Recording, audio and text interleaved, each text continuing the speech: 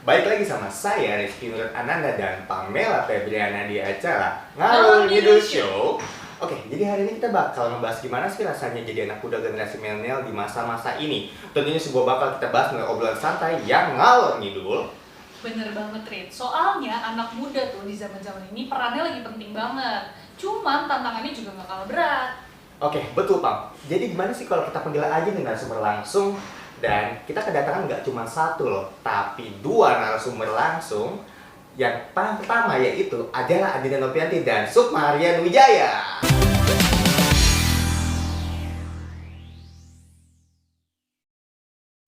Assalamualaikum warahmatullahi wabarakatuh. Halo semuanya, saya Zahra Dinda Novianti, mahasiswa aktif di UBSI Cengkareng, program studi ilmu komunikasi.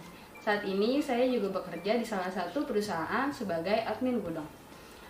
Dan kali ini saya diundang sebagai tamu di acara Ngalor Ngidul Show.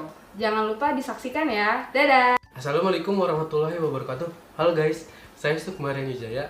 Saya mahasiswa aktif di UBSI di Prodi Ilmu Komunikasi. Saya bekerja di sebuah perusahaan menjabat sebagai customer service. Kali ini saya bersama teman saya menjadi bintang tamu di sebuah talk show namanya Ngalor Ngidul Show. Jangan lupa ditonton ya teman-teman.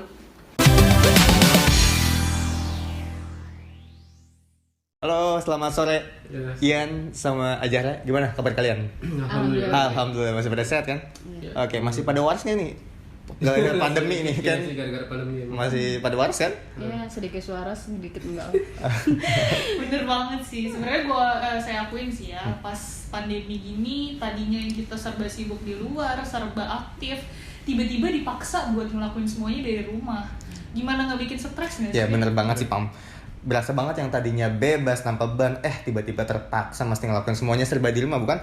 Kalaupun keluar kita cuma bisa ngumpul sama orang-orang yang terbatas. Nih, kalau Zahra sama Rian nih, kalian ini kan masih masa-masa aktif nih, dan kalian pasti nunggu-nunggu juga nih banget momen di umur 20-an, dan dimana kalian udah jadi remaja dewasa. Nah, hal-hal apa saja yang bisa kalian berhasil capai yang dulu kalian impi-impikan pas masih di sekolah? Dari Sukma.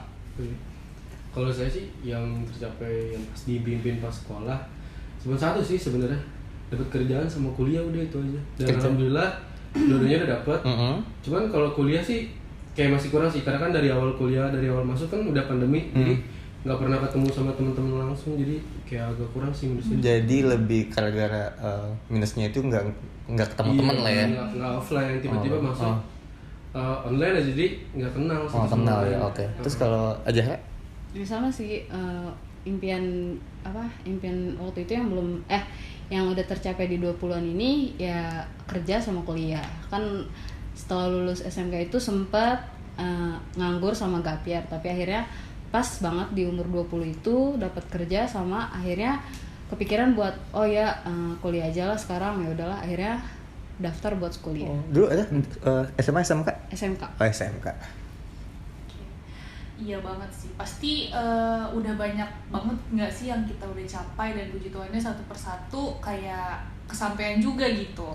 Terus habis itu jujur aja nih ya, saya tuh waktu itu cita-citanya tuh pengen jadi dokter. Terus tiba-tiba pas kuliah entah kenapa malah jadi masuk ilmu komunikasi. Ya sebenarnya sih ilmu komunikasi nggak jelek, cuman kayak melenceng aja bun gitu maksudnya. Daninya kita maunya jadi kesehatan, tiba-tiba jadi yang ngomong gitu kan, jadi kayak nggak nyambung. Nah kalian sendiri gimana? Dulu tuh kalian cita-citanya apa, terus malah jadi apa gitu? Iya. Kalau saya sih cita-cita pas sekolah waktu itu SMK pengen banget masuk ke STAN, tapi karena mengingat kemampuan otak itu enggak sebagus apa yang dipikirin, jadi ya udahlah, akhirnya kayak pas sudah kerja nggak apa-apa lah ngambil swasta, walaupun swasta kan seenggaknya kita dapat pendidikan yang lebih gitu ya. Ya udah, akhirnya kita jalanilah kuliah. Sukma? Kalau saya sih cita-cita dulu pas SMA pengen kuliah di Unpad sih sebenarnya, udah ngejar banget Unpad, kayak Unpad banget. Terus SBM kayak nggak lolos, terus ya udahlah pikiran lagi kayak nyari swasta. Terus kebetulan ada temen juga ngabarin di UBSI ini ada ini loh.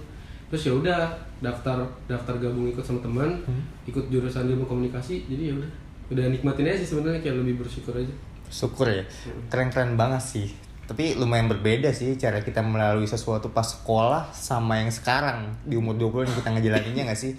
Kayak kalian tuh pasti sering dong ngeliat di sosial media teman-teman sepantaran tuh udah pada berhasil, udah pada nikah, udah pada punya anak, udah punya kerjaan, udah punya mobil, kerja di lantai paling tinggi, terus pokoknya kelihatan wah banget lah ya. Kalian pernah nggak sih ngerasa insecure gitu nggak sih? Kalau saya sih pertama karena banyak juga kan setelah lulus SMA kerja, ada yang kuliah, ada yang nikah kayak. Kalau yang nikah sih kayak cepet banget gitu, masih muda, nikmatin dulu gitu kan. Kalau kuliah kan kayak keren banget temen gue gitu, udah kuliah di sini gitu. Udah lulus juga. Jadi motivasi sih dan akhirnya udah sempet kuliah kan, jadi kayak oh gini rasanya kuliah. Cuman kalau untuk yang masalah kerjaan sih kayaknya nggak terlalu insecure ya, karena kan rezeki orang kan tiap itu kan udah diatur sama Tuhan kan, jadi kayak lebih bersyukur aja sih. Kalau aja Kalau saya sih ya insecure itu kan pasti ada ya, tapi tinggal kitanya aja gimana ngejalaninnya. Terus ya udahlah, tinggal jalanin aja apa yang udah ada sekarang sama disyukurin. Jadi ya udah. Jadi lebih diubah ya, kata insecure lebih ke motivasi buat kalian ya. Lebih ke bersyukur. Lebih bersyukur berarti ya. Nah, terus habis itu kalau insecure sih jujur aja saya ngerasain ada banget Sama. sih. Karena apa yang kita lihat biasanya kan selalu pengen, kalau kata orang-orang sih rumput tetangga lebih hijau nggak sih. Terus habis itu tapi ujung-ujungnya balik lagi, kita kan punya kemampuan yang beda-beda, terus juga punya prinsip yang beda-beda. Ujung-ujungnya ya mau nggak mau kita harus ngejalanin apa yang udah kita jalanin aja, bener nggak sih? Bener. Tapi ya, ada satu lagi nih Pam, Apa? rumput yang enak selain rumput tetangga. Rumput apa tuh? Rumput laut. Boleh sih, boleh. Oke, bener banget sih Pam. Boleh juga loh. Oke, kalian pernah dengar nggak sih quarter life crisis? Iya, Inggris nih, kita lagi ngomongin Inggris nih, bahasa kerennya gitu. Menurut kalian tuh apa tuh quarter life crisis gitu? Mungkin Ija dulu kali ya. Lebih ke ajaran gitu. Kalau yang pernah saya baca sih ya, quarter life crisis itu semacam kayak kita nih di umur 20 sampai 30-an itu lagi ngalamin kelabilan kayak gitu. Labil ya. Labil. Jadi quarter life crisis menurut Ajahra itu kelabilan. Kalau Sukma? Kalau saya sih sama aja sebenarnya, karena kan emang quarter life crisis tuh intinya ya masa-masa labil dari remaja ke dewasa, peralihan gitu kan. Iya, benar banget sih. Jadi saya bacain ya, quarter life crisis tuh sebenarnya adalah keadaan emosional yang umumnya dialami oleh orang-orang yang berusia 20 sampai 30 tahun. Contohnya tuh kayak khawatir, terus keraguan terhadap kemampuan, terus habis itu juga kayak bingung nih menentukan arah hidup. Kita tuh lagi ada di umur-umur segitu kan. Nah, kalian sendiri udah ngerasain belum sih? Atau malah masih dalam proses nih si quarter life crisis ini? Boleh Kak Sukma. Kalau saya quarter life crisis sebenarnya sih masih sih, karena kan dari apa? Masih di awal 20-an awal. Masih baru 20 awal kan, jadi kayak masih baru ngerasain gitu apa? Kepikiran dibagi-bagi antara kerjaan, kuliah, terus mikirin yang lain juga, ngasih uang ke orang tua segala macam. Jadi dituntut buat harus sebenarnya udah dituntut jadi dewasa sih dari umur. Jadi ya udahlah kayak gitulah kayak. Jadi emang keluarga udah ngedidik Sukma ya harus mandiri gitu ya. Iya, kadang juga suka curhat juga ke temen yang lebih dewasa sih kayak ini gue kayak gini gimana caranya, kayak ya alhamdulillah sih jadi kayak lebih paham, terus kayak oh kedepannya lebih ngerti masalah yang dia depan, jadi nggak terlalu labil lah. Kalau Jara? Kalau saya sendiri sih ya masih mengalami quarter life crisis, apalagi di masa pandemi kayak gini ya. Terus udah gitu kita masuk kuliah itu online, jadi kayak aduh ini gimana sih pelajarannya, kayak aduh nggak masuk ke otak, terus kayak labil ngejalaninnya. Apa ini bener gak sih kayak gini, aduh gue kayak pusing banget jadinya. Udah gitu kan sambil kerja, jadi kayak ya udahlah, bener apa enggaknya jalanin aja udah. Kayaknya berat juga sih Pam si quarter life crisis itu ya. Yes. Kayaknya kita di umur segini tuh malah lingkaran teman kita tuh makin kecil nggak sih? Kayak dulu SD, SMP, SMA itu kayak ngerasa kita punya teman banyak gitu, kayak punya grup inilah, punya grup itu, punya eskul ini. Padahal teman tuh bisa jadi salah satu support system kita nggak sih? Bener banget. Jadi apa sih, temen tuh bisa jadi salah satu tempat buat kita curhat, terus habis itu jadi buat orang-orang yang mendukung juga. Cuman sayangnya tuh di pertemanan, apalagi kalau baru kenal gitu biasanya suka ada drama-drama kan, habis itu mesti adaptasi lagi. Mungkin kita udah capek nggak sih kayaknya buat ngejalanin adaptasi lagi, jadi mungkin kita bakal milih yang sefrekuensi aja. Kalau kalian sendiri gimana nih ngerasainnya? Kalau saya sih kadang kan namanya dari SD, SD, SMP, SMA pasti kan ada dong kayak circle gitu, kayak geng-gengan. Nah kalau sekarang sih lebih kayak ngefilter aja sih, soalnya kan dari pengalaman yang teman SMA, SMP, SD kayak sering berantem lah, sering begini gara-gara masalah A, B, C, kayak ribet. Jadi lebih di umur yang sekarang tuh lebih kayak ngefilter teman aja yang sefrekuensi sama diri kita sendiri. Jadi nggak ngurusin hal-hal yang udah pas SMA dan SMP udah ngalamin gitu nggak sih? Oke. Kalau aja lah? Ya sama sih, paling juga sekarang apalagi kayak ngerasa kok temen gue jadi tinggal dia doang ya. Terus kayak ya udahlah, emang kayaknya paling klop itu cuma sama dia. Abis kayak kita udah nyoba nih ke orang lain, ke orang baru, tapi kita ngerasa kayak apa sih orang ini kok kayak kurang nerima gue. Jadi kayak ya udahlah, gue sama dia aja sampai sekarang gitu sih. Kayak nyari pacar juga nggak sih? Kayak ngomong kalian nih masih jomblo kan berdua kan? Dari muka-mukanya sih kayaknya masih nggak sih jomblo. ya? Kayaknya li juga. Jangan gitu dong. Gitu. Lanjut. Menarik juga ya. Oh ya, kalian kan tadi bilang tuh kalian tuh kuliah, bahkan sambil kerja juga nih. Pastinya rasanya capek banget ya kan? Kuliah, kerja 9 to 5, abis itu kuliah jam 5 ke malam ya kan? Apalagi di umur segini juga kita masih ingin main, yang namanya kayak suka datang ke tempat yang selebgram abis, TikTok banget gitu kan. Gimana sih kalian bisa ngejalanin semuanya dan bisa tetap mempertahankan yang namanya work-life balance sih, bahasa Inggris lagi nih. Aja Ya paling tinggal kita nentuin aja sih, kayak ini kan emang kayak misalkan dari Senin sampai Jumat itu pasti jamnya kerja dari jam 8 pagi sampai jam 5. Terus abis pulang kerja itu kita langsung kuliah. Jadi kayak udah nyiapin aja sebelum kuliah tuh kita udah harus nyiapin ini. Terus pas kerja juga kita udah nyelesain ini. Jadi kayak nggak kepikiran pas kuliah kepikiran kerja, terus atau pas kerja kepikiran kuliah, nggak gitu. Jadi kita udah kita udah ngebagi-bagi nih, ya udah jadinya. Jadi udah tahu deh, nih di saat gue kerja gue harus kayak gini, di saat gue kuliah jadi kayak gini. Oke. Kalau Sukma?